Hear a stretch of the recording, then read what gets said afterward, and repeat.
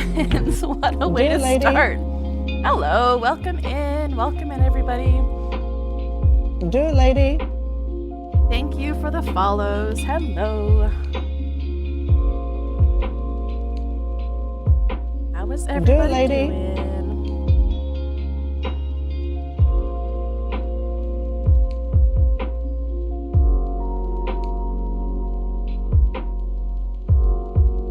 There we go.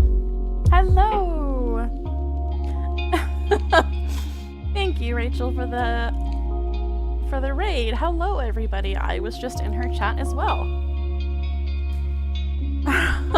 Did we just become best friends? Yup! Hello, Jared. Welcome. Thank you for the follow, Isomar. Chill people drink tea. Yes, they do. They absolutely do. Barthornamu, welcome in. Oh, thank you for the sub. Lady. Welcome, welcome, welcome, everybody. Do it, lady. Welcome to a May stream. Ooh, the red-green show. That is a fantastic choice. Thank you, Real C. Whitfield. I appreciate you. Hey, Leo. Good to see you. And Ariana. How is everybody doing? How? You guys with the... Let's turn that down a touch, because I know that's heckin' loud. Thank you for the hype train. Hello, Neuropunk Nonsense. Oh, checking my levels. You guys can hear me okay? The music is actually functioning today? Yes, welcome in, everybody. Good to see you. My name is May. For those of you that know me from Rachel's streams, I am one of... Thank you. I am one of Rachel's mods. I also was the lead mod slash Discord tyrant, for lack of a better word, for Steve Boots. Aw, thank you, Tembrook, for the subscription. Music is a little loud. Great. Thank you for letting me know that. I can turn that down just a tad. I am a bit quiet. Let's turn that music down. Awesome. Where was I? Yes, I ran the Discord server for Steve Boots, and when he decided to go back to teaching, he handed me very kindly the Discord and went, here you go. And thanks to a number of wonderful people in the community, they got me this wonderful model that you see on the screen, and all of the decor and all of the wonderful things that you guys see in this stream. That is thanks to a number of very wonderful people in the community. If you would like to join our little community,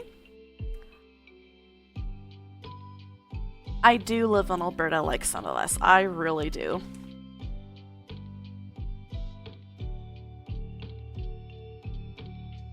For some reason, Twitch doesn't think that I am a person. Hold on. Yes, thank you.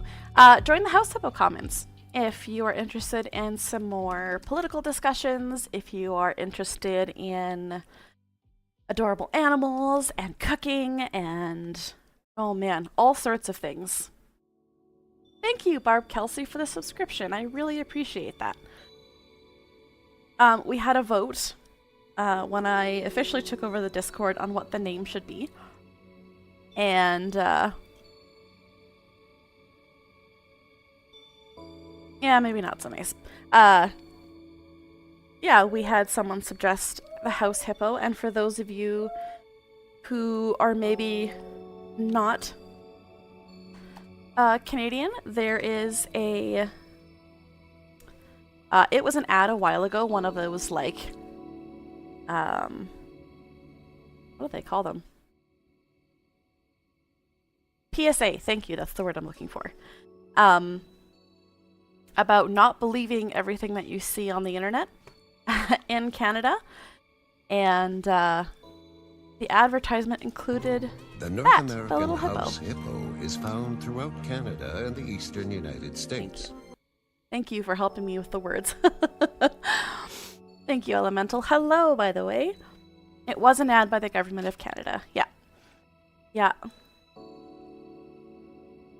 I think it might be older than the internet. Does anyone know what year that ad came out? Because, man, it was a long time ago. Oh no, you fell for the House Hippo propaganda, Neuropunk.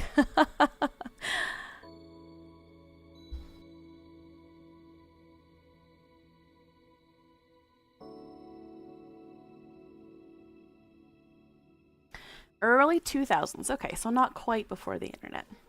Thank you. How was the rest of Rachel's stream, y'all? I recognize the voice that just played. Yeah, it was definitely a familiar voice that came out a lot. I was in Rachel's stream. I had my earphone in while I was feeding kiddo supper, and she's so great. She's fantastic. We love Rachel around here.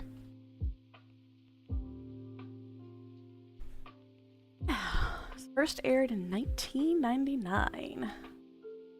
Do we have our friends on YouTube? Are you there? Oh, there we go. I see you. Good. There we go. Produced by the Concerned Children's Advertisers. Yes. Before you were born. Oh, goodness gracious. I was born in the 20th century. Tim Brooks says I got a traffic ticket in Alberta 2 weeks ago. Now I'm on the wagon as a hater. Yeah, we're gonna talk a little bit about some super fun Alberta stuff tonight. I cover Canadian politics. I grew up around politicians. It's super fun, yeah. And so my political knowledge comes more so from being around politicians my whole life. But yeah, you were an adult when it came out. Okay, then I won't feel so bad. But yeah, we've got a few things to chat about tonight. But I know it's Tuesday already, but how are your guys' weekends? I attended the wedding of my wonderful mother. It is something a little extra special to see your parent fall in love with someone again. It's... they're like 17-year-olds together, giggling and smiling and doing all the things. It was adorable. There are 9 grandkids between the two of them. And we sent all of them down the aisle all at once. And it was chaos because 4 of them are under the age of 1. So we had a wagon. But it was very small. And putting a bunch of 1-year-olds inside of a tiny wagon, and then the ramp down the aisle was a downhill. So it was interesting, but they all made it. No kids got run over by a wagon, and no kids were crying for the 2.5 minutes it took them to get down there. And yeah, it was just really beautiful. I got to be the person of honor as the oldest sibling in my family, which was super special. And we surprised my mum. I have a sister that lives in Australia, so she was not able to attend the wedding for really good financial reasons. But she, yes, no wagon luge, thank goodness. She recorded herself singing, and we were able to play that during the wedding, and oh, that was emotional for my mum. It was beautiful. Do it, lady. Hey, JK Rule 77. There it says my weekend was a little rough. Highlight was me making lunches for the week. Oh, I'm sorry to hear that. Shout out to the eldest. Indeed. Those who buy all the Christmas gifts for the parents and are the guinea pigs for all of the parenting choices. Yeah, I have 3 younger sisters, so the rule growing up was whoever was the loudest was the person that got to speak. So my week is a mixed bag. The US, yeah, the US is depressing. You finally started HRT. Congratulations. That is so exciting. I hope you're feeling okay and things are going okay. The weekend was too short. Yeah, it's yeah, it was very short. It was very short. Yeah, I don't talk a lot about the US politics here just because, you know, I think that so many people are looking at all of the stuff that's happening down there already. And there are voices that are far more educated on US politics than I am, and I'd rather that they tell the stories than me.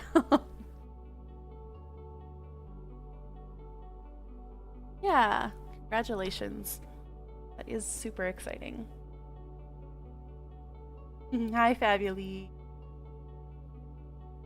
Hey, Fabuli, do you want to be a mod for the, like, 17th or 18th stream? Have I heard of the Gen Z riots all over Southern Asia? No, I haven't. What are they? I'll be honest with y'all, I have not looked at the news much this past weekend, or the past week. It's been a little busy. We plan and threw the wedding for Mum in 3 weeks, so because her now husband had some kids that were moving far away, and we wanted to have the wedding before they left, so we, from engagement to wedding day, was 1 day less than 3 weeks. So yes, please do that, Real Steve Whitfield.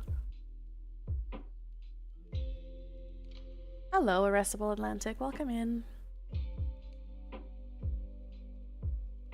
Yeah, breakneck pace, but we found a wedding dress, we found a venue, we found a photographer, we found all of those things in time, and it was beautiful. It really was. Yeah, the world is a scary place. That's why we have these little, I mean, I call them cozy politics streams. We talk about things that are not so cozy and not so lovely, but try to come at it from a place of like, okay, we're gonna talk about it, then we're gonna look at some super adorable pictures of cats. Sometimes the balance is needed. Coolest thing about Gen Z riots in Southern Asia is the use of the One Piece flag. Yeah, that is pretty cool. Alright. I am gonna get some of our things going. I'll be completely honest, a lot of my, I don't know which channel. If you post in stream topics, right, Real C Whitfield, then I'll be able to find it.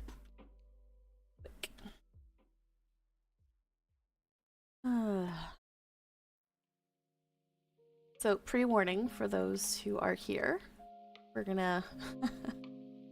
I have more than one story out of Alberta, which is, you know, sort of the norm for the last little while. Oh, that's the plan, Plain Power. More than one thing happened at that Alberta Next panel. More than that, unfortunately. You got a dog last week. What kind of dog? Yep.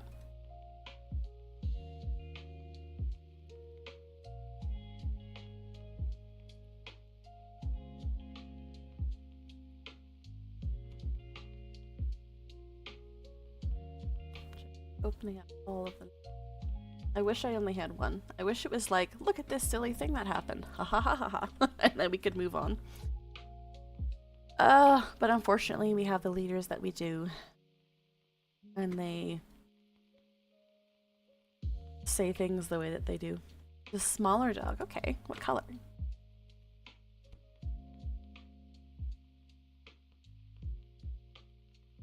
Oh. So that this doesn't autoplay.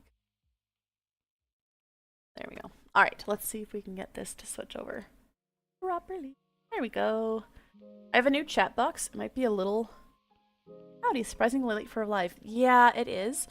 For a couple of reasons. Those of you that I live in Alberta, so these teacher strikes are going to affect me. And I can't stream during the day when kiddo's home because, you know, I am a mom.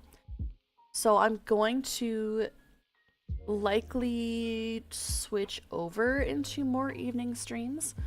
Hey Gavin. Just so that I can also be a decent parent during the day. Perfect. Thanks, Real C. Whitfield. We'll take a look at them after this because we'll need some positivity. Do it, lady. So, hi, Dark Cobra. We are going to begin with. There we go.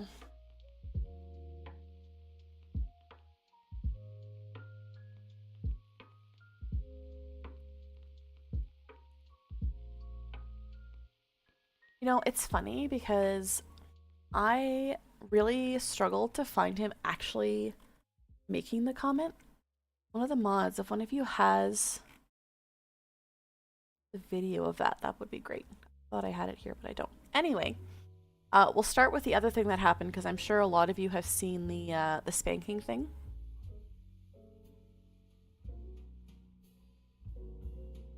Here is another thing that happened during said panel. I'm just gonna switch off here. I'm learning how to... Awesome, plain power. I will look that up. Let's first.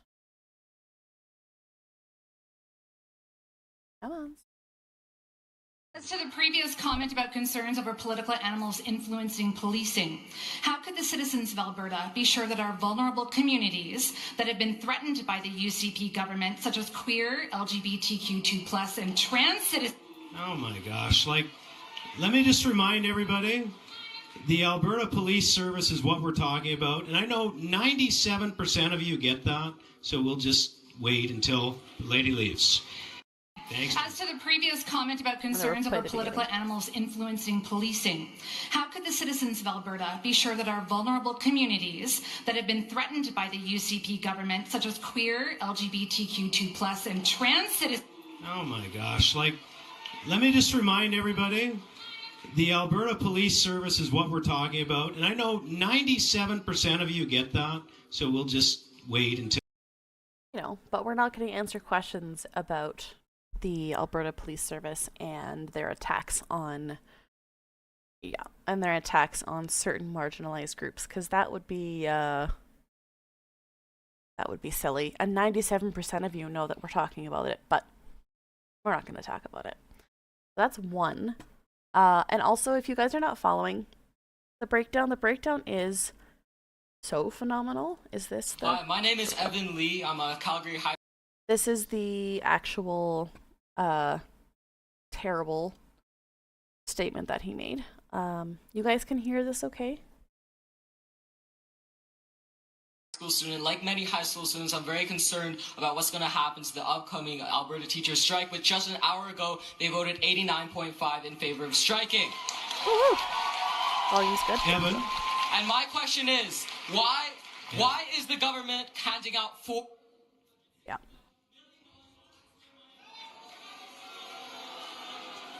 Yep. Here's the thing, Evan. Evan, I applaud you coming here to speak. I don't applaud how you're trying to speak. It's not making any sense. So we're gonna move along, okay? Let's go over to this microphone, okay? I know you'd love some chaos, but your parents should turn you over your knee. Let's go over here. That's rude. Yeah. That's rude. No. Rude. Go ahead. That is disgraceful. Boo, I love it. Hi, my name is Evan Lee. I'm a Calgary High School student. Like many high school students, I'm very concerned about what's going to happen to the upcoming... I just, like, on what level is A, cutting off a high school student who is being directly affected by the teacher strikes. They cut their microphone. Yeah, I'll play this one more time, just in case you missed it. Alberta teachers strike, but just an hour ago, they voted 89.5 in favor of striking. Evan? And my question is, why is the government handing out four... Yep, cut the mic.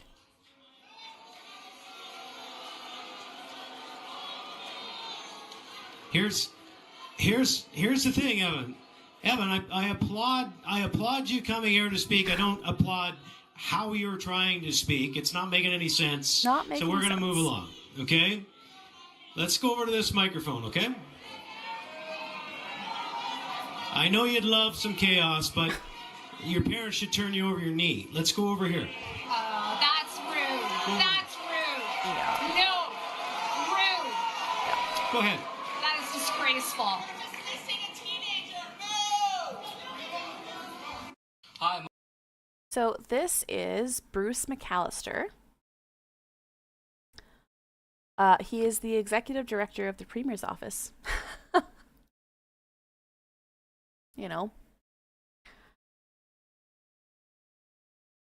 Yeah. I thought his tweet was here, but it's not. I think it's...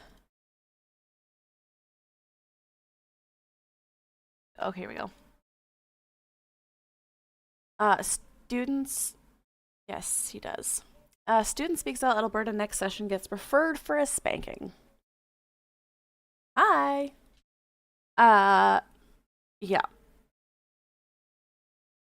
It's like, there was some weird revealing moment at Monday's Alberta Next session when a high school student named Evan Lee got up to ask a question. I love this. Moderator Bruce Spanky McAllister, who makes $184,000. Hey, Bloop Bop. Love the name. Running Premier Danielle Smith's Calgary office cut the student off and said he should be turned over his parents' knee. Young Lee was never given a chance to make sense. He's a former Wildrose MLA, longtime friend of the Premier, and skilled veteran of media, including years working at Global News. He issued an apology of sorts in that he said, "Last night while moderating, I made an inappropriate remark to a participant." Yeah, it is plain power. Yeah, I regret saying it and I apologize. I'm committing to ensure these conversations remain respectful and constructive. So sorry you caught me, but conversations need to be respectful. Yeah.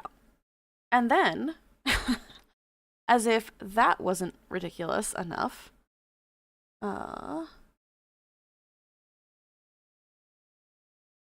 Danielle Smith got questions about it today.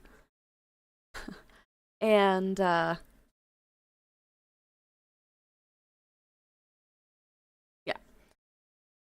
His issue, the tone wasn't respectful. Yeah, exactly. This was her response. And we'll get to this helping parents during the strike thing in a minute. She said his apology was good enough for her. He made an off-color comment and he apologized. Yeah, I mean, he's a high school student who just got told that his teachers are all going on strike and, you know, it directly affects him. None of us are perfect and it's a stressful environment to be moderating events like that. Like, it can't be that stressful if he has the power to shut mics off. If he doesn't like the question. I've moderated for a couple of things. If you have the option to turn somebody's mic off, it's not a stressful situation.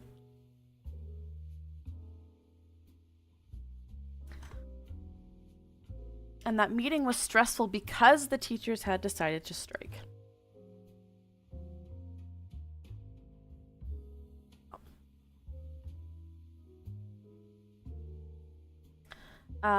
He has then since, he has then since responded. I don't know that this is him 100% for sure, but I believe that it is.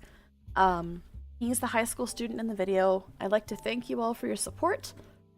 I'm extremely grateful there's those in our province willing to stand up for the unfair treatment. It's honestly hilarious how far Danielle Smith and those around her will go, and I think Bruce, the moderator, needed to get spanked more in childhood, because how did he even come up with that? Not a super great response. But after the mic was cut out, I asked why the UCP hands out $461 million to private schools funding their tuitions, with 70% of what taxpayers provide to the public system. Yeah, I have never been, since 2019, I have never been in a class with less than 35 students. I was an EA for 10 years. I can tell you that 35 kids, it's too many kids. It's beyond too many kids. It is... He doesn't care that they're striking. Nope. Yeah. So, Danielle Smith's super great plan, because they can't pay the teachers, is to give money to the parents instead. Parents with children 12 and under can apply for $150 a week from the province.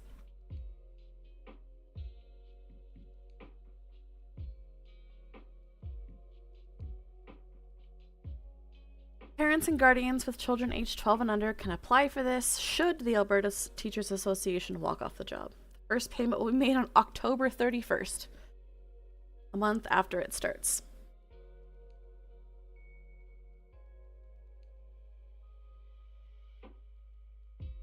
Horner said parents will have to apply online, and he's puzzled. Yeah, it really does. He was puzzled as to why teachers have voted down 2 proposed contracts. Here's the problem. It's the same contract. They shut it down in June, and the government said, okay, how about try again? And the teachers said no, because this is the same offer that you came to us with in June. And now, instead of paying the teachers, they're going to be paying the parents of students under the age of 12 $150 a week. It really doesn't make any sense. Also, this isn't super sketchy at all. The government has prepared a toolkit for parents and guardians to teach children. So the government is going to give us stuff to teach our children.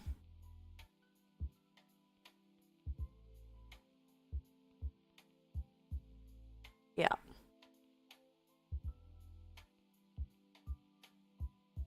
Alberta does spend the least per child in education. You are correct. The strike will affect the students' learning. You know what else affects the students' learning? Having 34 other kids in one classroom.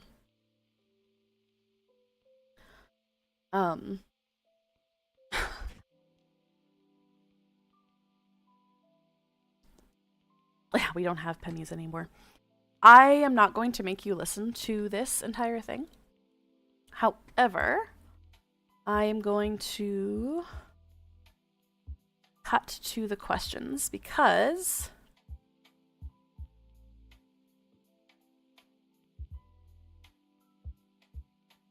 oh, here we go. This is what I was looking for.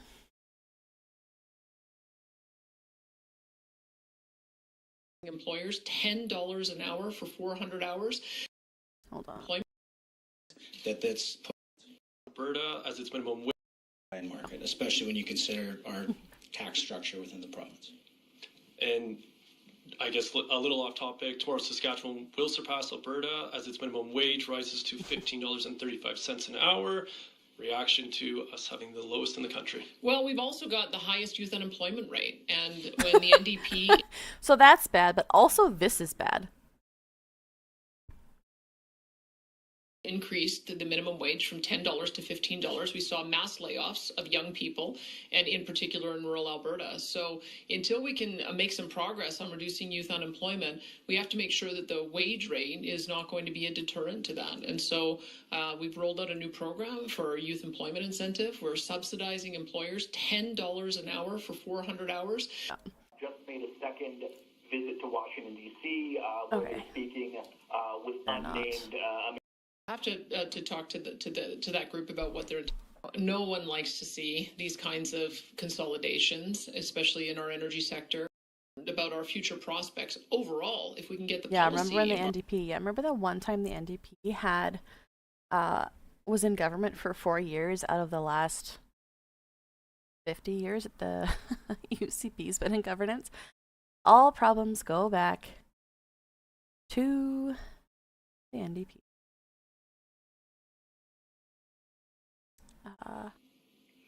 Thank you very much. My question is somewhat related to the last one. In addition to being a reporter, I'm father of 3 children in the K to 6 range. And talking to the teachers in the playground, they're talking about wanting a hard cap on class sizes, the number about 30.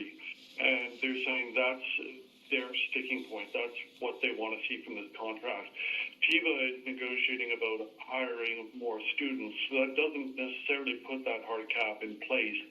And then when I listened to Jason Schilling last night, he was talking quite a bit about salary, where the frontline teachers are talking more about class size. Do you sense that there's maybe some disarray or miscommunication in the union between union management and their rank and file frontline workers? Well, it seems like, because every time they come back with higher salary demands. And what we're hearing is exactly what you're describing, is that the issue is around complexity and around being able to manage the class sizes. We're doing that in 2 ways. I mean, we can't materialize schools out of thin air. We accelerate. Okay. They cannot materialize schools out of thin air, but they can materialize $150 per kid for parents. An $8.6 billion build program of 130 schools to build 200,000 school spaces by 2030. And so there's that. So the problem with building more school spaces is that A, you need teachers in them. Yeah, poof, a school. And B, it doesn't solve the complexities of the classroom. I believe somewhere in this statement she also talks about hiring X amount of EAs, and yeah, it's wild. That's what we're working towards. The way you get smaller class sizes is we just have to build more physical space, and it takes time to do that. We've got 50 schools, for instance, in Calgary and surrounding area, and similar numbers in our other growing communities for exactly that reason. So we have to be realistic about what is achievable in the next immediately, and then in the next year or 2 or 3, all the way up to 2030. We know that we've had probably over 80,000 new students that have come into our system in the last 3 years. It just takes some time in order to be able to build that out. And in the meantime, we hire more teachers and education assistants in order to be able to address that. But I think that the issue around education assistants is very important, that we're hearing of greater complexity as refugees come to Alberta. Oh, that's the problem. I've discovered it now. The problem is the refugees. Some of them are facing trauma. Some of them don't speak English as a first language. You also have a higher level of young people who are diagnosed with various disabilities that need that support, and that can be provided by creating more education assistance to lend a hand in the classroom. That's why we've put that on the table, and that's why. Yeah. So we're not gonna listen to her babble because, yikes. Oh man, it makes me sick to my stomach. We are going to listen to Nenshi. Worksheets are not classrooms, yet worksheets are the provincial government, Danielle Smith's solution to the upcoming teacher strike. We've got a strike in less than a week. Yep. And instead of the government saying, we'll come back to the table, we'll make a deal, we'll keep schools open, they suddenly found money. They're going to spend up to $15 million a day, $30 a day per family times the number of kids under 12 in Alberta, I guess, to pay for day camps that don't actually exist and cost way more than $30. Yep. If ever you fear about learning loss, parents, you're getting worksheets from the minister. That's not good enough. We need a government that is committed to keeping schools open and making a fair deal for teachers. That's what governments do. Newsflash. Amen. Is it snowing? No, it is not. Yeah. Yeah, the parent support payment program. Like he said, like, if you can find me a day camp that costs $30 a day, yeah, like, that doesn't exist. The ATA says the $30 a day that we dished out to parents amounts to nearly twice as much as teachers are currently paid.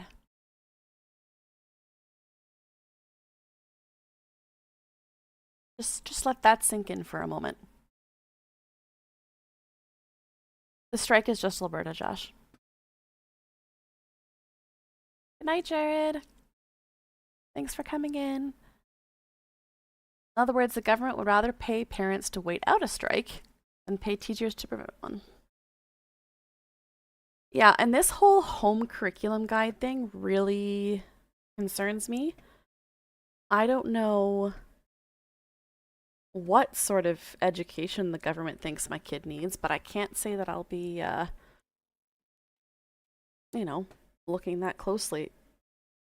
Or I will be looking closely at it before I let my kid see it, because, my goodness. Yep. It's the teacher's fault that the kids are not in school, and the government is so great that they're going to provide us with education directly from the government.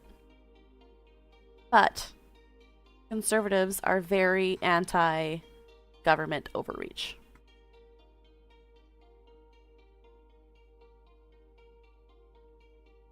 Yeah. Anyway, that's Alberta. Conservatives hate everything. Yeah. Yeah, like I said, I will not make you sit and listen through that whole thing because it is horrendous. Yeah, blatantly engaging in overreach, but only for things that they disagree with. I mean, they've already blamed the school boards, they've blamed, I mean, the ATA is the devil incarnate. They've blamed the teachers. And also her statements about, you know, we're going to hire all these EAs and pay them what? Or pay them with what? You know, I think I said this in a previous live, but I was an EA for 10 years. When kiddo started school and I was going to look in my area for an EA job 2 years ago, or a year ago, there was like 14 to 15 positions opening. Some of them part-time, some of them, oh man, my words tonight, y'all. Substitution positions, but there were quite a few. When I looked this year, there was one high school EA position. So when the teachers are talking about complexities in the classroom, you have 35 kids. Lots and lots and lots of kids that you have to worry about. And then you add in the kids that have more complex needs. Like, there's no way to sustain a classroom like that. I've seen classrooms where, you know, if you have a kiddo that is a runner, you know, and you don't have any aid in the classroom to be able to help, what's the teacher going to do? You know, these kids, I've seen kids run out the front door of schools and straight into the middle of the street. You know, these teachers aren't asking for $1 million jobs and cushy, like, they just want to be able to teach.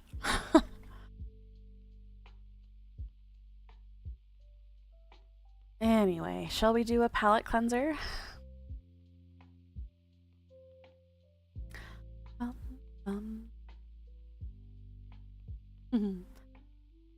Yes, we shall. Let's do some positive. Because that whole situation makes me so frustrated. Just opening me up.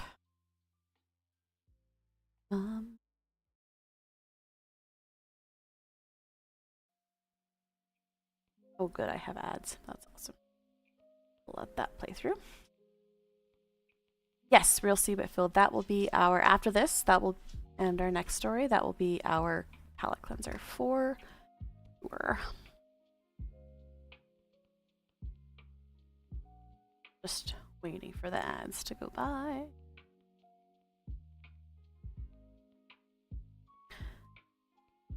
All right. We talked about this already the other day with Avi Lewis. Heather McPherson has officially launched her campaign for the leader of the NDP party. So what I thought we might do today is just have a quick look. I'm sure many of you know who Heather McPherson is, but let's have a quick look at some of the things that she has spoken on. She learned her leadership style early in life when her family would take the doors off their hinges to build a bigger table so everyone had a place. I mean, we've seen her in Question Period. She is a very, very capable woman in so many ways. Oop. Have the thing open in 2 places. Well done, me. She has her, that's loud. She has her announcement here. I don't want to watch all of it. Oh, that's grainy. Let's get Heather herself out. Hey, she got Rachel Notley. I love that.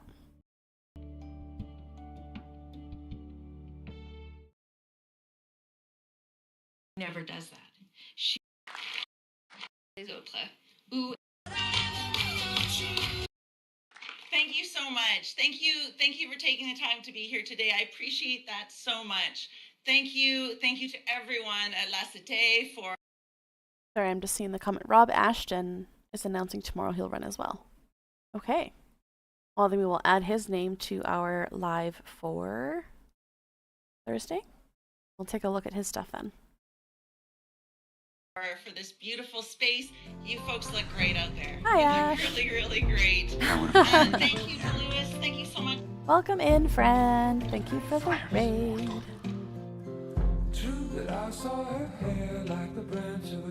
Oh, this song makes me happy.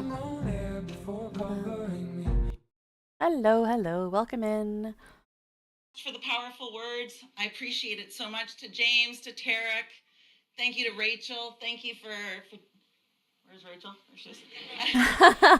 Thank you for reminding New Democrats that we can win and that it's important that we win.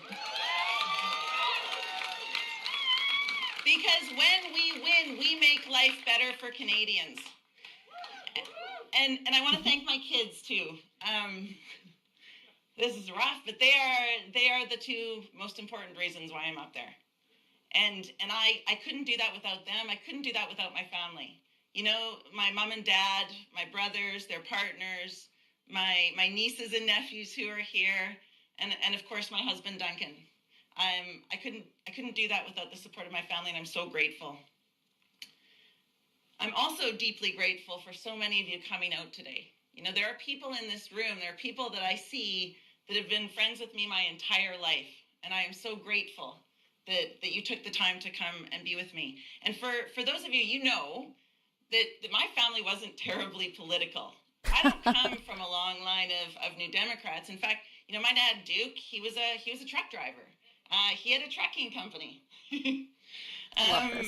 And my mom stayed home with us, and our family was busy. There were swimming lessons, and there were hockey practices, and we had to get homework done, and that, you know, you had to get dinner on the table. Yeah, and maybe. we went on camping trips and ski trips, and we had great memories that we made at the lake in the summers. And for those that know, you'll also know we have this huge. I mean, it's a shot family. at Sarah Poilievre as well, right? These Like big dinners at Christmas. At these long Thanksgiving, careers and these big dinners where all sorts of people would show politics. up. And we never ever said there wasn't room.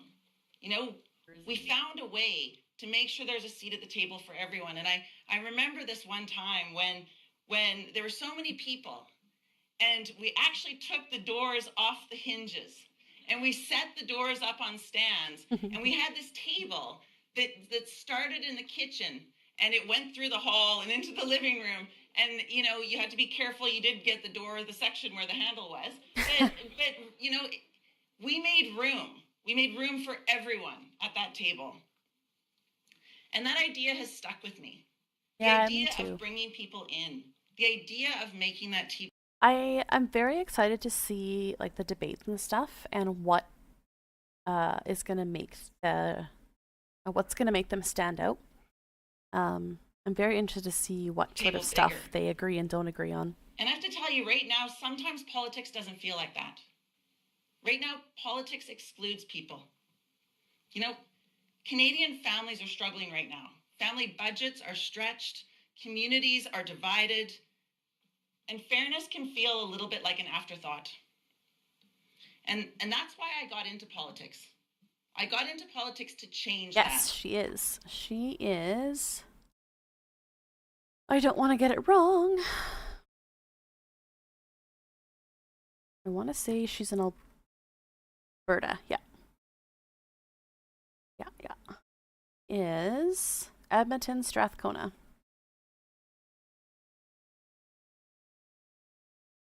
To fight for families like mine, to fight for families like yours, for workers who deserve respect, for communities that look out for each other. That's the kind of Canada I believe in.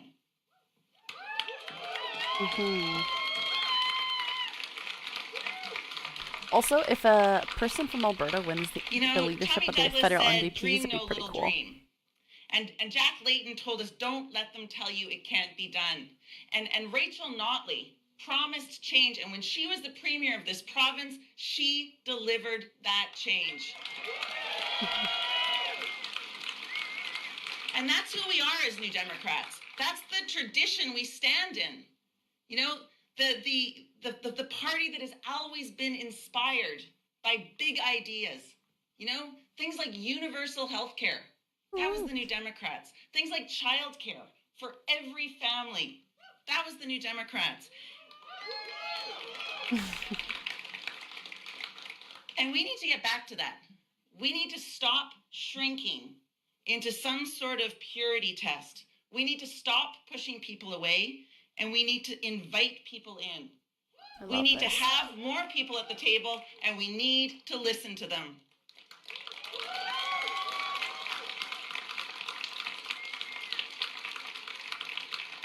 You know, when I was a kid, my family, we didn't talk about politics, but my parents lived their values. They taught us that belief in basic fairness. I think so too. She's great. In hard work and taking care of your neighbor. If your neighbor was down the street or around the world. My parents taught us the importance of community and the importance of showing up for others. And whether you call those prairie values, whether you call those worker values, or whether you call those Canadian values, those are values that every single one of us in this room can get behind, and those are the values that make me a New Democrat. And so today I stand in front of you, and I say I'm honored to say my name is Heather McPherson, and I am running to be the next leader of Canada's New Democratic Party. She's so cute.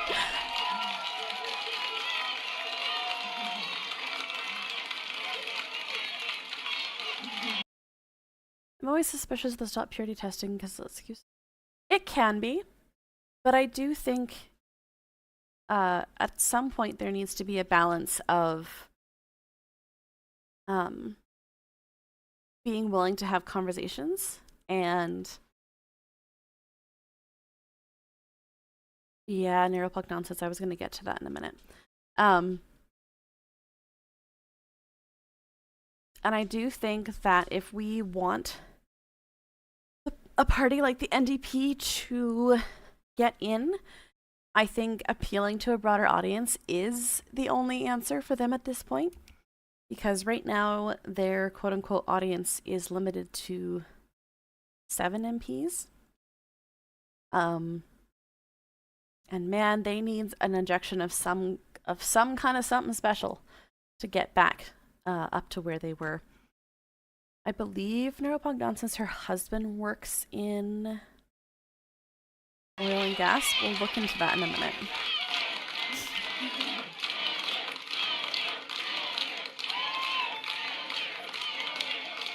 Thank you.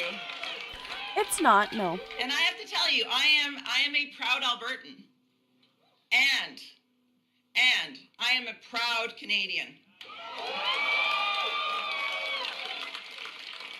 Our country isn't perfect, but our willingness to admit that and our commitment to making it better, to making it fairer, fill me with pride and fills me with hope.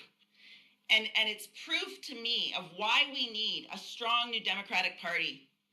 Fighting for things like good jobs for young people, jobs with a living wage that keeps up with the cost of living.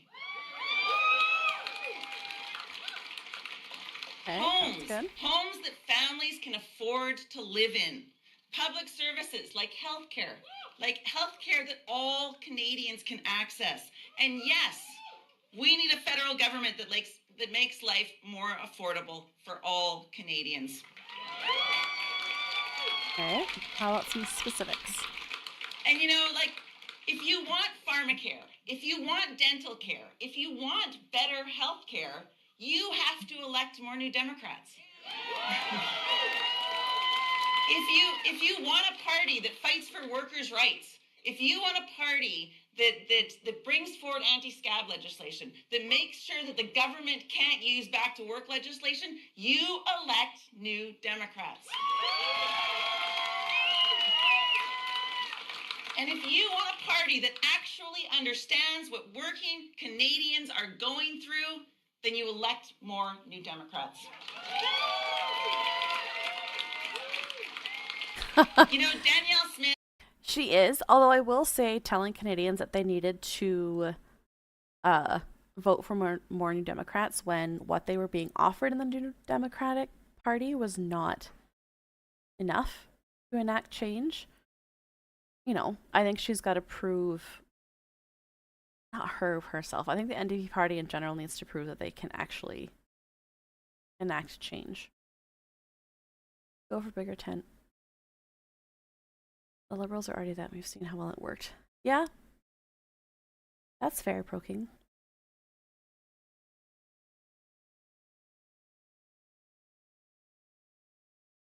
Alright, couple more minutes of this and then we'll switch over. Pierre Poilievre, and hard to tell what crowd I'm in. And others across the political spectrum, they thrive on division. They turn politics into an us versus them, a rural versus urban, workers versus the environment. That's not my vision for the New Democratic Party. We don't grow by pushing people out. We grow by bringing people together.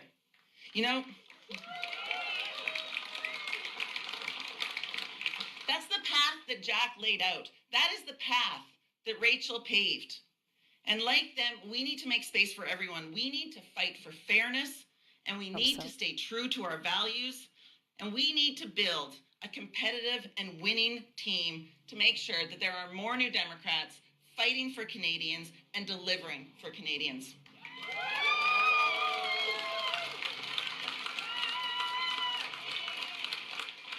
With NDP governments in Manitoba and British Columbia and official oppositions in Alberta, Saskatchewan, Ontario, Nova Scotia, we know how to win as New Democrats. And we win when we work together. We win when we build a federal party with the provinces, not when we pull away from them.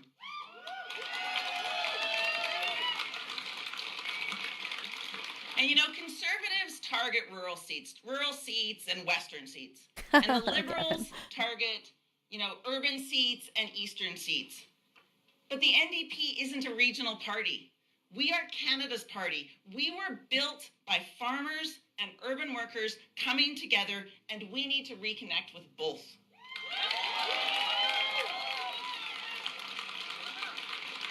We need to show Canadians that we can make our party stronger.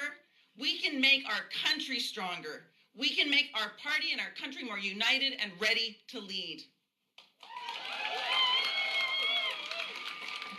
Chaque voix compte. Question. Do you guys want to finish watching this, or should we move on? I'm going to keep watching, but I just want to check in with y'all. Also, I'm not super thrilled with the 2 or 3 words in French you just said, but I defer to you. Might as well finish. All right, let's finish it up. Les personnes qui vivent dans une situation de langue minoritaire méritent d'avoir quelqu'un de leur côté. Je l'ai fait ici en me battant pour le campus Saint-Jean.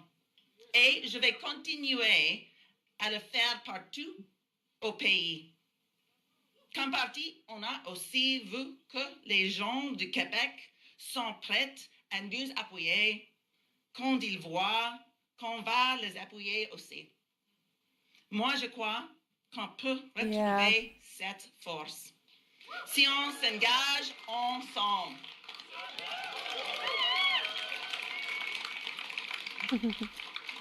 You know, when Linda Duncan first won here,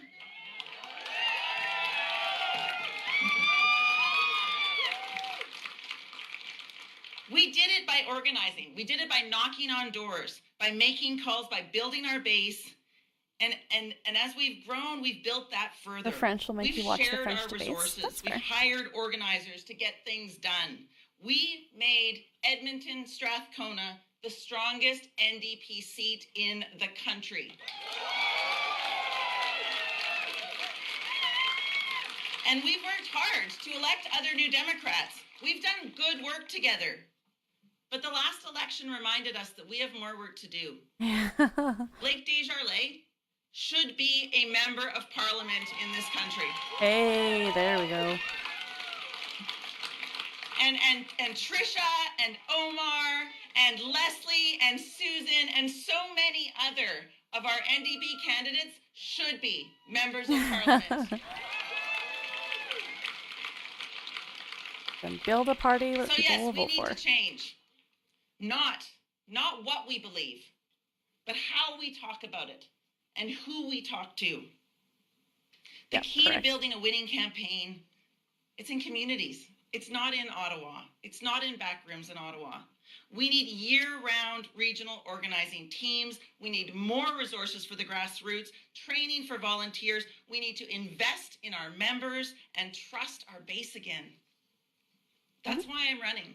To open doors, to bring people together, and to deliver real change for working Canadians.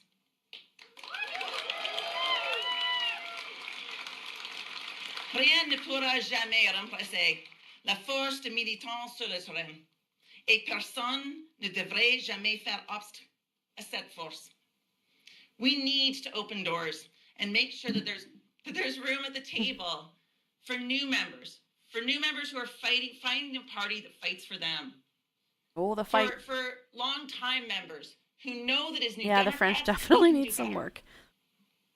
People deserve better than a conservative government and a conservative prime minister wearing a liberal jersey. Hey, there we go.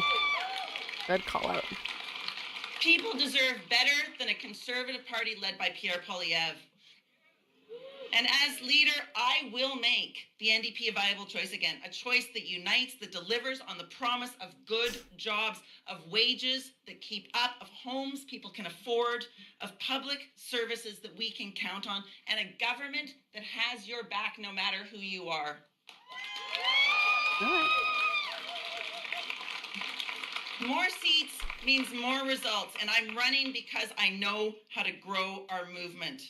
Every fight I've taken on, from protecting water in Treaty 8 to stopping coal mining in the Rocky Mountains, to calling for justice in Ukraine and Palestine. Ooh, Palestine mentioned. To standing up for jobs here at home. I've done it out of a belief of fairness, and I've done it bringing people together. And that's what we need to do. That's what we need to do. We need to organize. We need to show up, and we need to fight for everyone, because fairness anywhere makes us stronger everywhere. Oh. Oh dear. Well. And that change starts with us.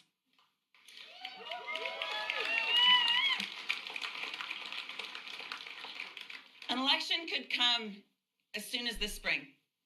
I mean, the budget's on November 4th. It could come even sooner. And the NDP needs a leader that is ready now.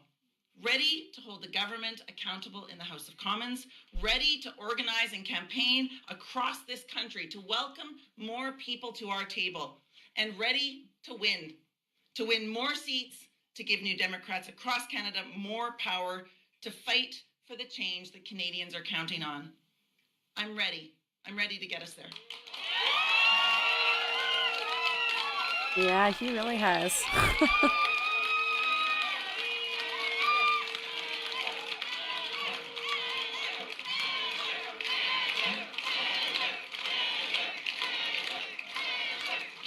And I have been traveling across this country, and I will tell you, if you couldn't tell by that, you know, I've been in Vancouver, in Halifax, I've been in Montreal, I've been in Hamilton, I've been across Alberta, I've been across Canada, and New Democrats are ready. I'm ready. I have a proven track record of bringing people together, and together, all of us here. Hello, Badger Queen.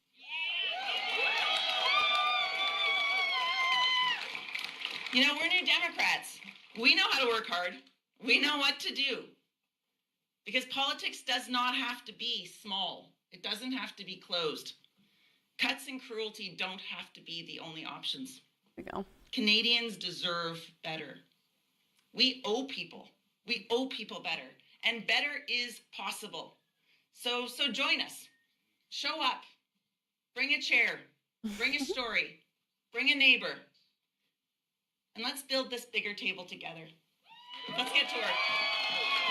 Well done, well done. Thank you. Yeah. So there's Heather McPherson.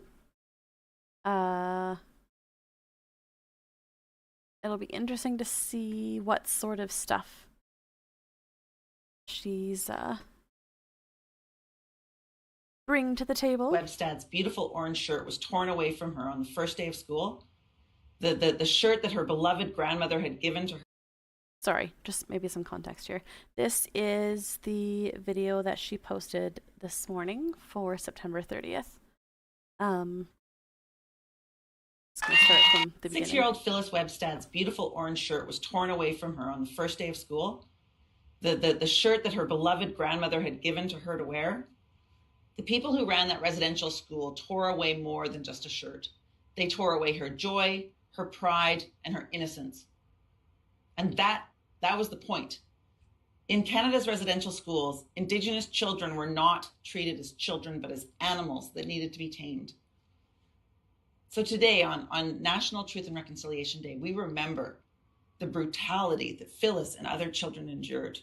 We remember those who perished, and we remember the families that our nation sought to destroy in Canada's genocide against Indigenous peoples. But we also commit to living this truth so that we can build a better Canada for everyone. We are all treaty people, today and every day. When 6-year-old Phyllis... Yeah, I just thought that was a good video from today. Okay, we already watched a half-an-hour long video. I will not make you guys sit through this entire thing. We'll maybe listen to a couple minutes. Years before that, 3 grocery giants, one of whose owners, our own Galen Weston. I will say, one of the things that Avi Lewis is really harping on is caused by a tiny group taking down millionaire corporations. Oh, is there an ad? We can hang on for a minute then. Bye, Badger Queen. Thanks for popping by. Is anybody else in an ad right now?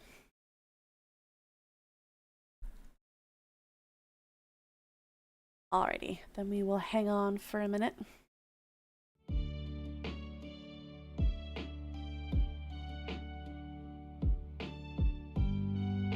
Let me know when you're back from ads. We'll keep going.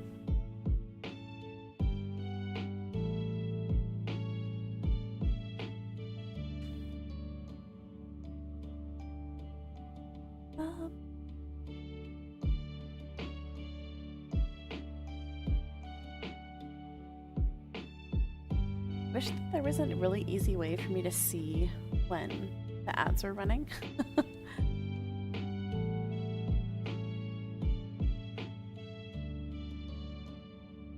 But Twitch is not that kind. And or I just haven't found the right button and open. Josh.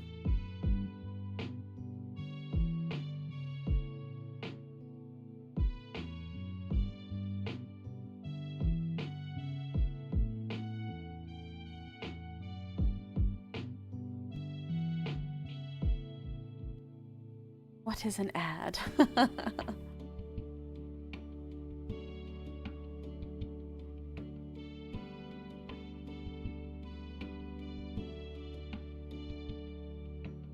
Kevin, there the ads ended. I'm like even in mod view and I still can't see it.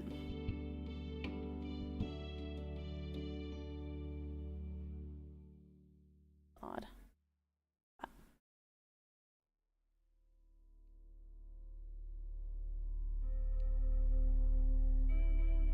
Alright, I'm gonna play a little bit of this.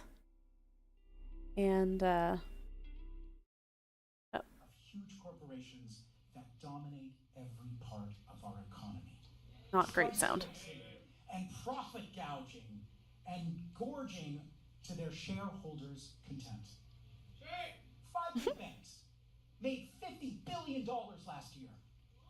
5 oil companies pocketed $40 billion a few years before that. 3 grocery giants, one of whose owners, our own Galen Weston, is worth $18 billion one year. I think we know where the money is. It's stuck at the top. It's time to properly tax. There was a like FYI thing at the very beginning of this that was like the quality of the audio is the fault of the people there, basically. The billionaires that have been riding a tidal wave of profit, while the 99% have been suffering and struggling.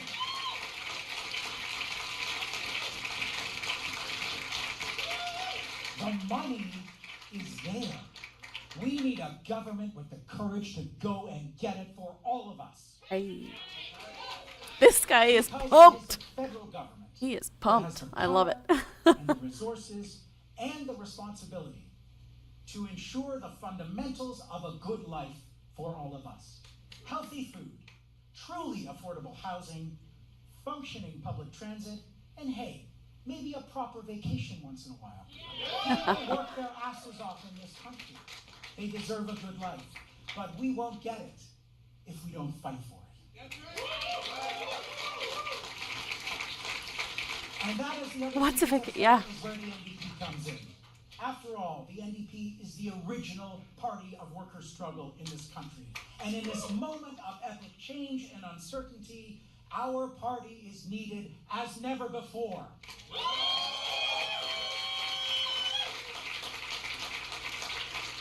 And we are not alone. Look, I will say, as someone who's attended a lot of political rallies in my time, my favorite thing is they give you these ginormous signs and they tell you to hold them up and like, and also now clap.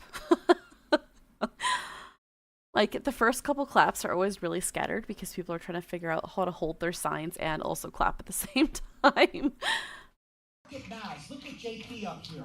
Our partners in the labor movement are fighting their fire. Unions are surging, militant and more united. Labor, after all, is the force in society that can positively disrupt business as usual and extract real concessions from governments and corporations. Somewhere out there in the ether, there is my face at a Stephen Harper rally when I was a little. You don't work, they don't make money. That's how it works.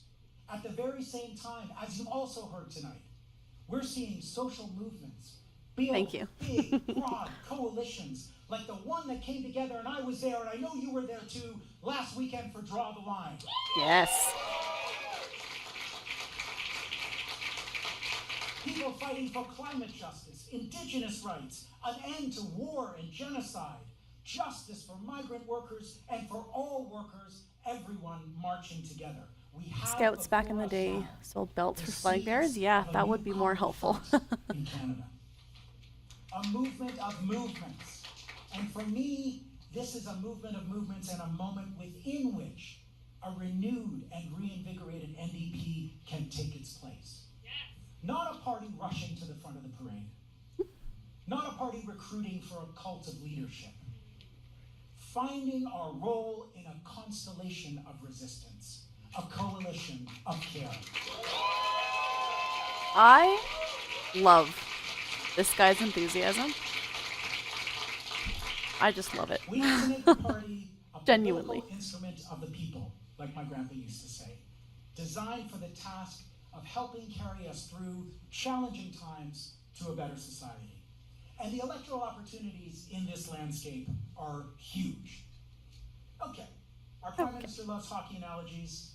Here's, I'm sorry. I'm sorry. The two He's funny.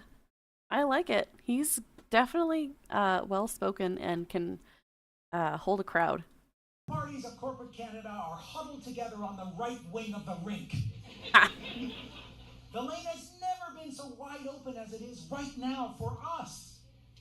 We are going to come back from the political wilderness because we're the only party that can accurately diagnose the cause of our everyday emergency and offer solutions as big as the crises we face. Hey. Yep, that's fair. Les deux parties du Canada coopératif jouent maintenant à droite sur la patinoire. Ça veut dire la Ooh, voie he's been working on n'a his jamais French. été aussi libre pour nous. On va se sortir du désert politique. Parce que notre parti, Okay. c'est le Yeah, seul no qui peut thank you. réellement mettre le doigt sur les causes des urgences quotidiennes qui s'abattent sur nous. Hey mods, can we get rid of that person in chat, please? Thank you, Agolix. Aussi grandes que les crises auxquelles nous faisons face. On that note, I would like to take a moment to Oh no, not Real C. Whitfield. Sorry, Real C. Whitfield. Yeah, I'm talking to you. You're in the room. It's okay. I know a lot of you voted out of fear, and I get it. I really Okay. do. We were scared. Hold on.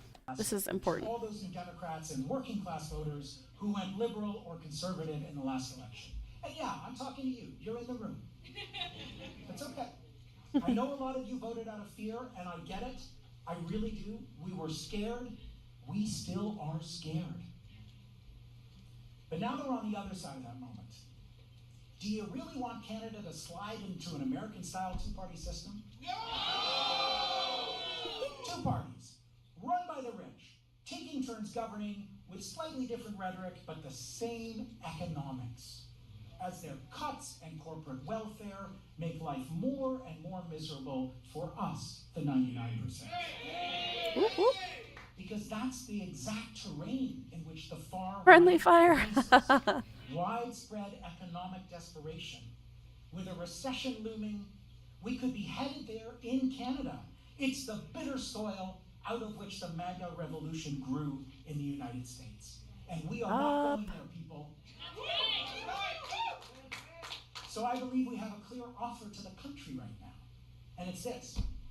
Whether you vote NDP or not, all Canadians are better off when we have a clear alternative to the status quo in Parliament.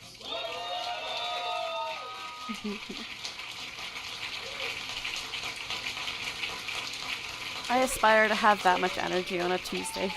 And to that end, I want to lead an NDP that speaks courageously. Well, especially one like Real C. Whitfield. That takes positions that are easily understood and that meets the measure of this moment. The kind the majority of Canadians are hungry to hear, like these.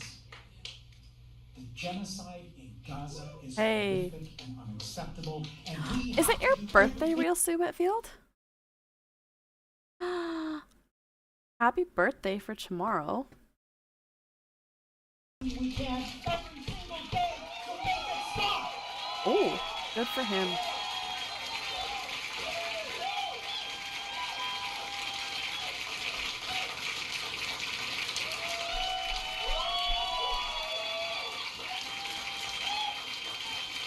That is a position on Gaza I can get behind. And ethnically cleansing an entire territory, starving traumatized Palestinians in Gaza, and assassinating them when they seek food is twisted and it's monstrous. A system of apartheid that strips occupied Palestinians of their rights is unacceptable in the international system. Canada should be using every diplomatic and economic tool at our disposal to isolate and rein in Israel's impunity and stop the genocide now.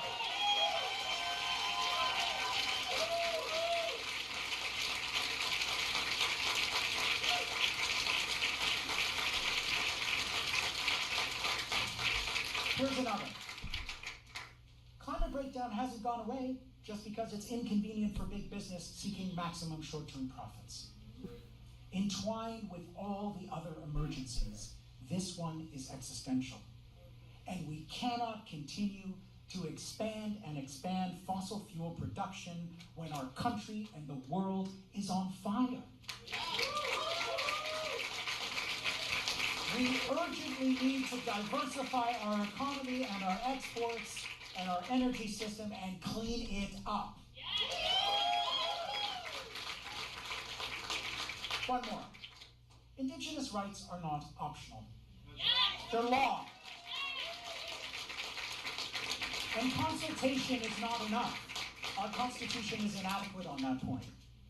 Canada is committed to the UN Declaration on the Rights of Indigenous Peoples, and that includes, this is the part they don't like to say, that includes free, prior, and informed consent over industrial projects on Indigenous land.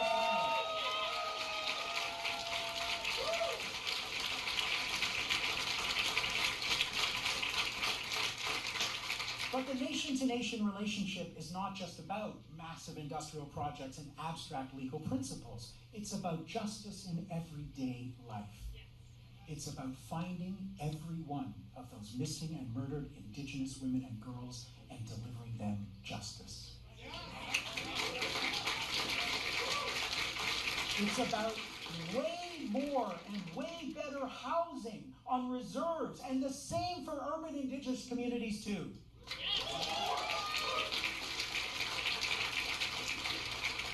It's about safe and reliable public transportation between remote communities and big cities on every highway of tears in this land.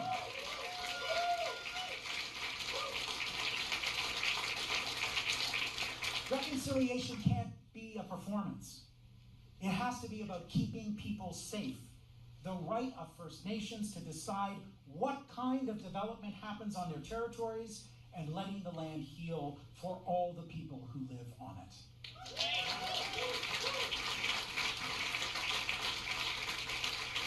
These principles, these positions. I'm back. Hi, Panicky Panda. I absolutely will. She was very confused when your voice came over the speakers on Saturday because she thought that maybe you were hiding in a room somewhere singing and she really wanted to see you. Fit well within an NDP that is laser focused on everyone's everyday emergency and what the government can actually do about it directly. And I think by year's end, most Canadians will see that the approach of the Liberal government is bound to fail. Un autre grand projet, quelque part dans notre énorme pays. Ça va pas faire baisser votre loyer. Ça va pas payer pour votre médicament. Oh, both of them need to work on their French. Le prix de vos épiceries. On vit à une époque où le marché a échoué. Il a échoué à fournir les conditions nécessaires pour que la majorité des gens puissent se permettre de vivre en dignité.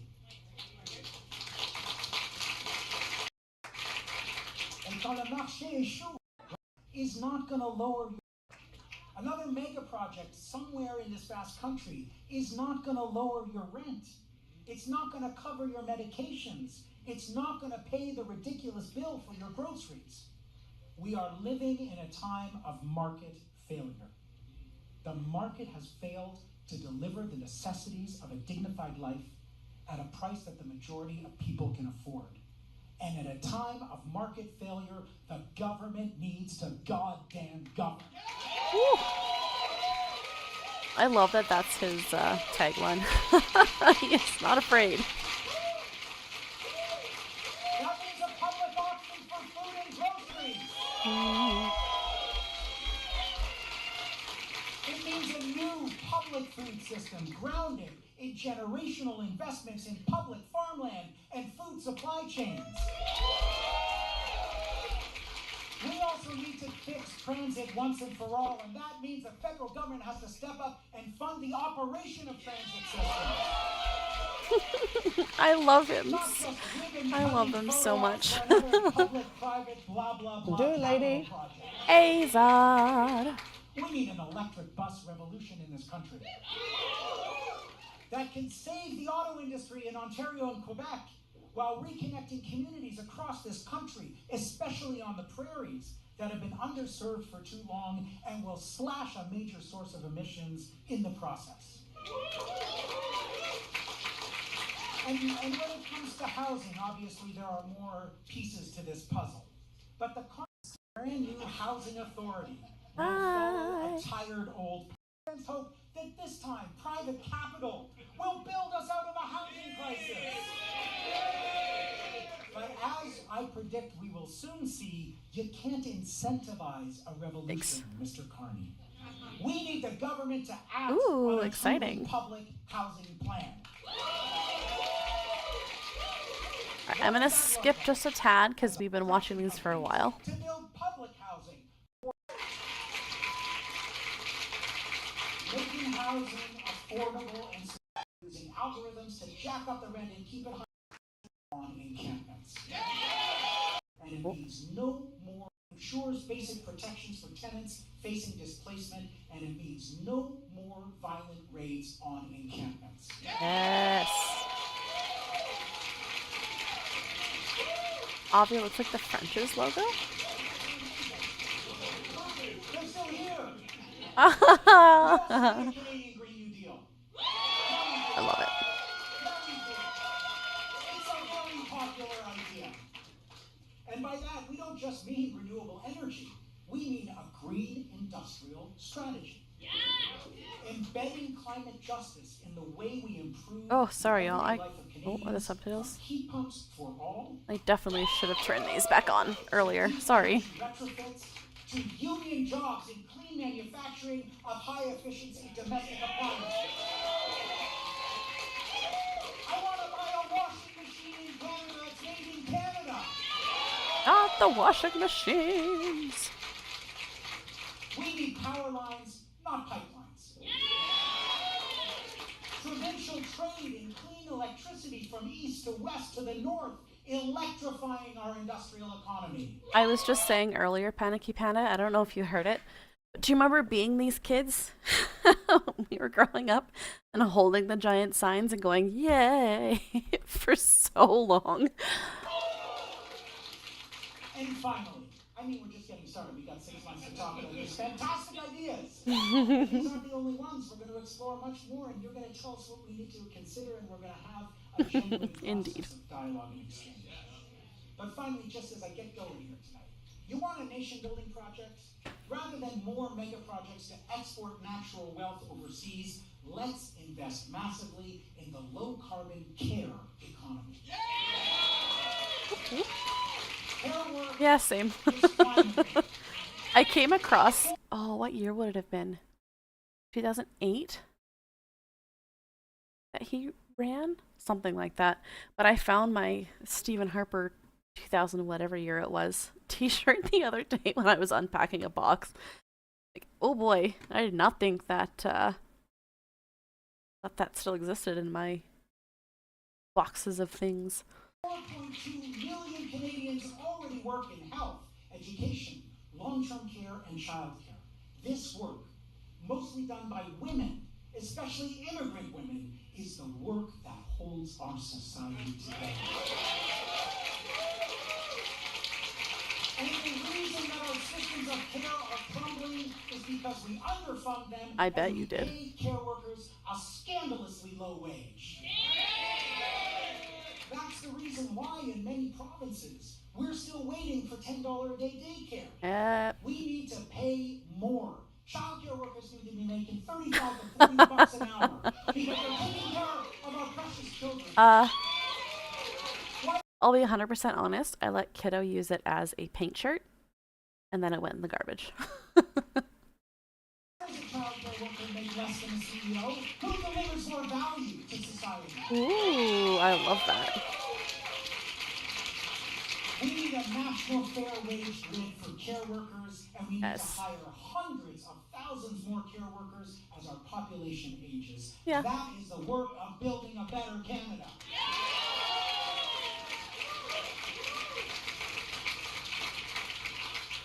You know, being back here in Toronto is It is a good use. Get to see my fam. And walking these streets in the Annex on Queen Street West where I looked over a nightclub while I was walking to work at City TV as a very nervous cub reporter in 1990. Not gonna lie, this part of his speech is very much like, hello, fellow kids. Coded.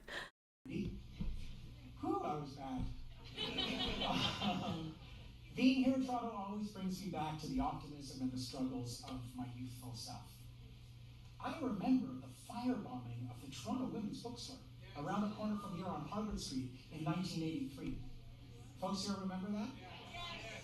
And remember the fire sale that quickly raised enough money to rebuild? Oh, this guy's like, do you remember? Yeah, exactly. And the Morgentaler abortion clinic that was the real target soon after. I remember fighting free trade deals here and running a sign campaign in my grandpa's old riding of York Southwestern. I love him so much. I was covering them for Al Jazeera English and kind of getting love bombed by people on live TV. That was interesting. Does anyone here remember the Jobs, Justice, and Climate March of 2015? 10,000 of us. Yep. With unions and environmentalists breaking their narrative and marching together under Indigenous leadership. That was an amazing march. And then just 2 weeks ago, who was there at Christie Pitts when the ghosts of the anti-fascist struggles of the 1930s gathered in Christie Pitts to chase away a demonstration of anti-American hate?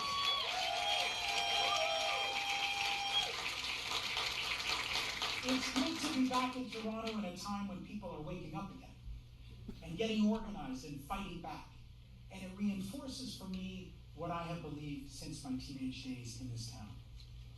We're almost done, y'all. Une société fondée sur la solidarité et l'humain. Une société où les loyers sont illégaux.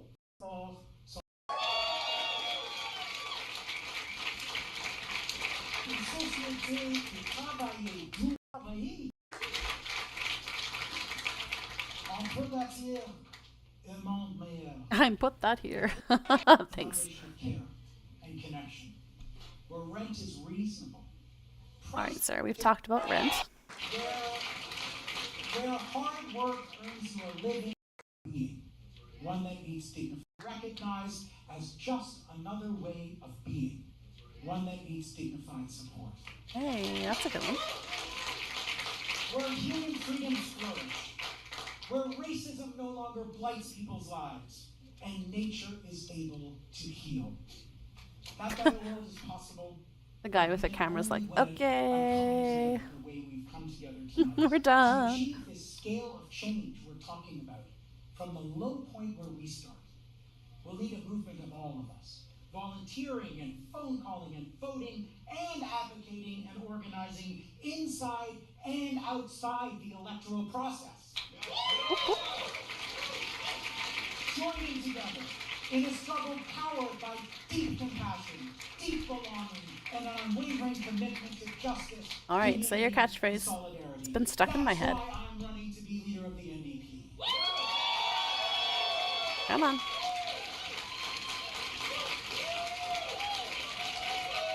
Oop, oop, oop, oop. I love the dance. I'm like, oh. It's time to put hope before fear. To offer solutions as big as the crises we face. To fling the doors open and build a party for the 99%. To fight for a government that stops serving the money and starts serving the many. There we go. There it is. All right.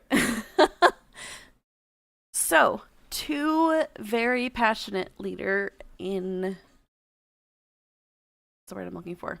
Potential leaders. And, yeah, it'll be interesting to see, you know, once they start getting into the debates and all of that kind of stuff, what separates them. From New York, yeah. Exactly.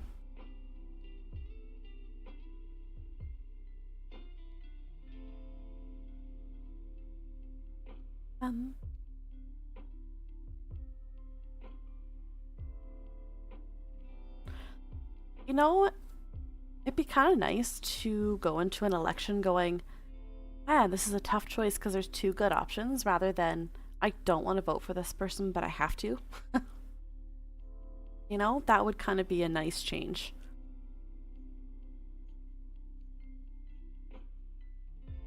Yeah. You know, like he said, like there's people in that room that voted conservative or liberal based on fear. And there's a forum in October. Yeah, if we can figure out the times and stuff like that, we're for sure going to cover the debates, because those are going to be interesting. Because it sounds like, I mean, from what we just watched, it sounds like a lot of their ideas are pretty similar. I will say, I think Ave Lewis definitely leans toward the, let's say, the most extreme thing. Not even extreme, like the most sensational thing. Heather Lewis, to me, feels more grounded. But maybe Ave Lewis is what we need. More socialist? Yeah. Like, he is very bold in the things that he says. Which I think is a great thing.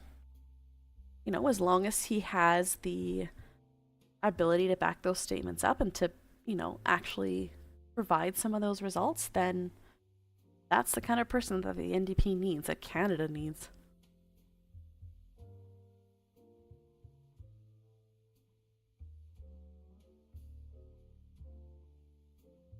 Hello, Kiri. Welcome in. Heather seems more electable. I mean, she's a name that people know more in some ways. You know, Ave Lewis has the family history, but Heather McPherson has been... How long has she been in Parliament now?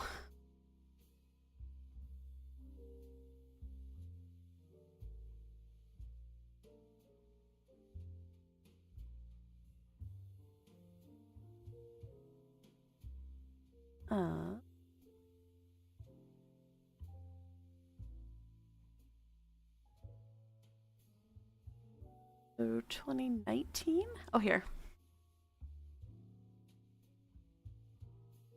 Assumed office in October 21. So she's got some experience behind her.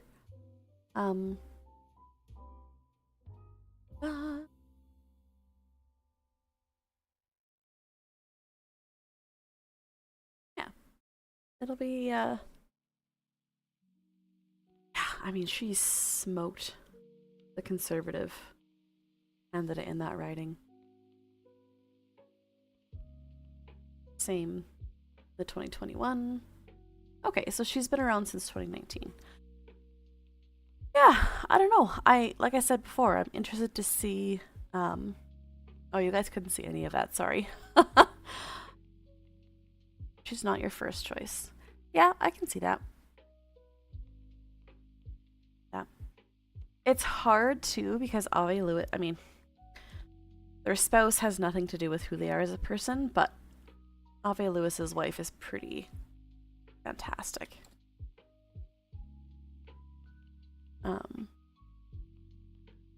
That's not the right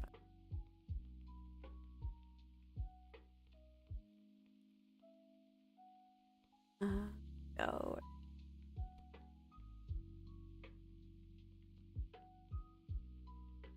Yeah.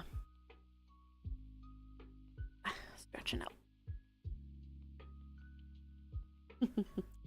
Yeah, that's fair. I'm sure that some of that stuff will come up when the debates happen.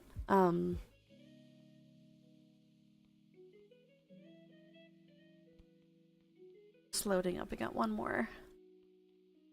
or two more topics here quickly. And that is the Canada Post strikes. So this is the official announcement from the Canada Post website. They launched a national strike following today's government announcement on Canada Post's transformation. Essentially, the Liberal government said, Kate, you gotta stop delivering directly to homes. You gotta stop, or you gotta provide different part-time jobs. Saying that Canada Post was on track to lose $1.5 billion in 2025 because the government keeps having to bail them out. Now, I live in an old neighborhood where I still get door-to-door mail, but the majority of Canadians do use the boxes. Oh, here we go. End door-to-door delivery allow part-time work on the weekends. Which I keep saying all these wonderful things about how this is going to solve all the Canada Post's problems, and oh, absolutely, Ash. That is literally the point.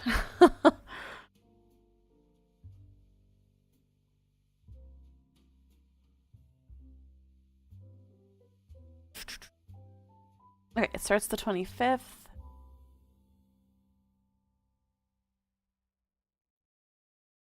Yeah, they had huge service cutbacks announced by the federal government, said they could result in major job losses.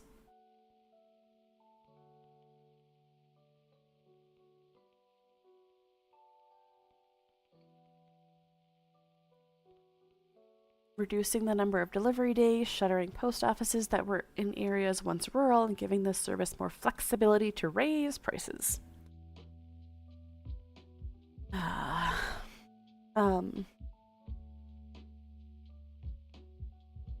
have...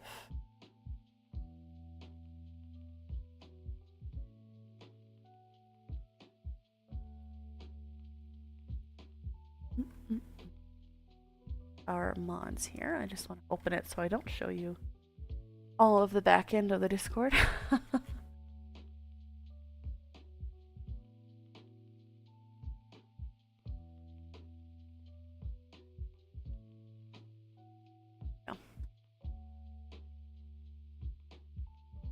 This is a number of statements that were posted by somebody who works, oh dear, that works for Canada Post. Let's see the top of that. Let's.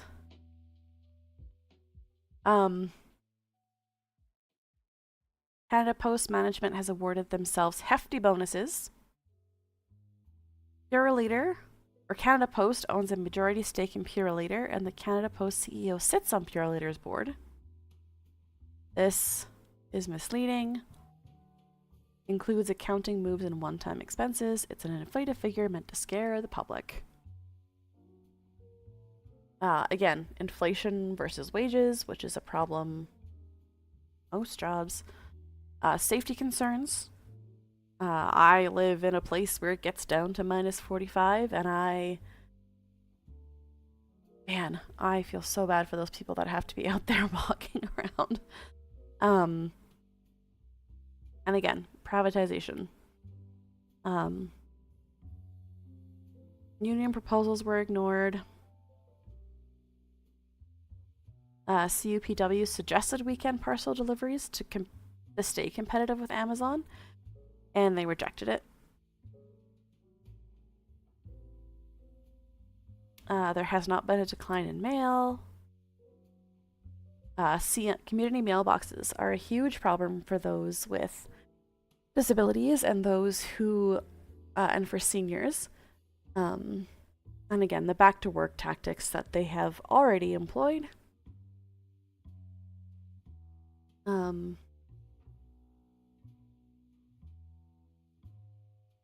Seasonal pressures. Again, when people are like, I can't believe they went on strike during Christmas. Well, yes. It is when they are the busiest. It makes sense. Yeah. Again, another strike that we will be keeping an eye on as things go.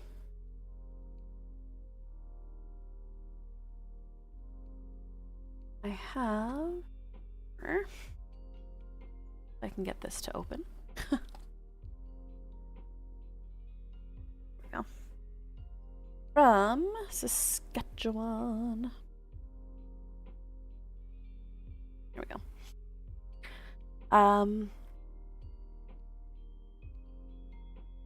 Right. The pressure is on the Sask government to come to a deal on the extension of the childcare agreement. There's 184 days until the current childcare agreement is set to expire. 6 months from now, the $10 a day childcare will be dead in Saskatchewan if Scott Moe refuses to renew the agreement with the federal government.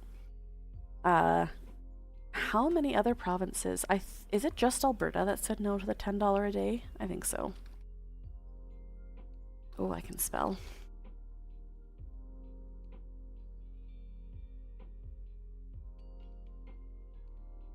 This is why I have the lights up here, so you guys can see how horrific I am at spelling.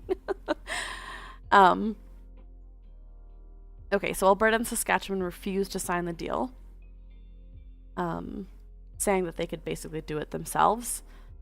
And it's getting closer and closer to that deadline, and there's still nothing. I think to ease the burden on the CP, the government should make more forms that require signatures, like funding approvals for medical. Yeah. Digital. Yeah. Canola, potash, manufacturing, it's all important, but without childcare, this province doesn't work. The premier is in Northern Sask, apologizing for his lack of attention to what happened in one of the fire communities. Not doing his best work out there, Scott Moe.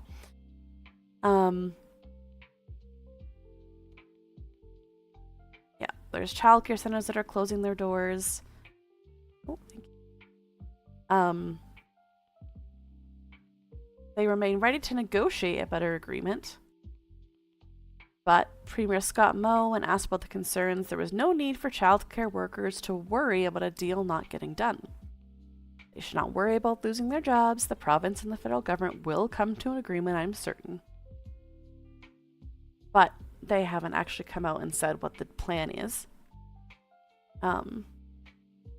Education minister said they've been reaching out regularly.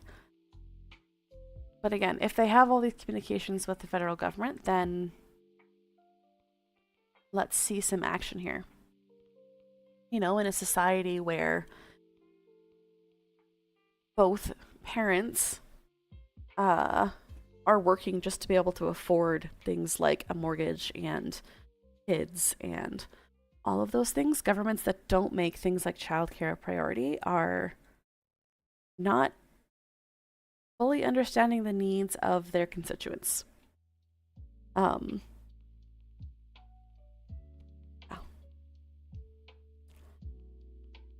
Okay, let's take a look quickly. I believe we'll see Whitfield sent.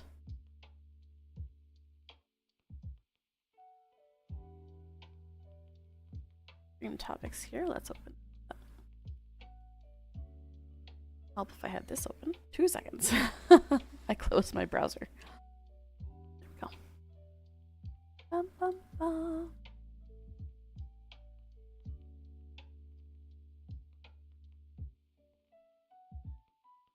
There we go.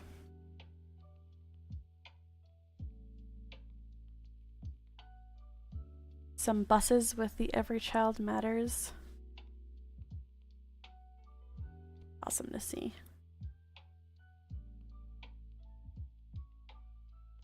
He said the Brantford photo was taken in June 2024. And the Kensington photos were taken in June of this year. Very cool. Very, very cool.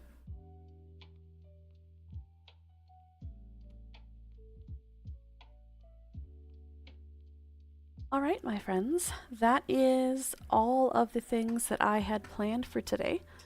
Like I said earlier in the stream, but for those who didn't catch it, I will be affected by the Alberta teacher strikes. To be very clear, full solidarity for the teachers. But it does mean that I will not be able to stream during the day, as I will have my kiddo at home. So likely more evening streams, but I will let you guys know. In the Discord, I posted it in the thank you, in the non-politics channel, and I also try to post in the actual like May Lives channel at the top. If you're ever unsure when I'm going to be streaming, those are the 2 channels to check out for updates. These streams will halt while the child is present. Yes, exactly. Very, very accurate. Thanks, friends. Let's... Oh dear, that's not how you spell read. Let's read you over. Make sure I spell it correctly. Let's go say hi to our friend Elemental. Have a great rest of your night. And I will talk to you all either tomorrow afternoon or Thursday evening. I will let you know as soon as I have an idea of what the plan is for the week. Have a good night, guys. Much love. Bye. Night, sweet girl. Thanks for coming in, bloop, bloop, beep, bop. Good night, all.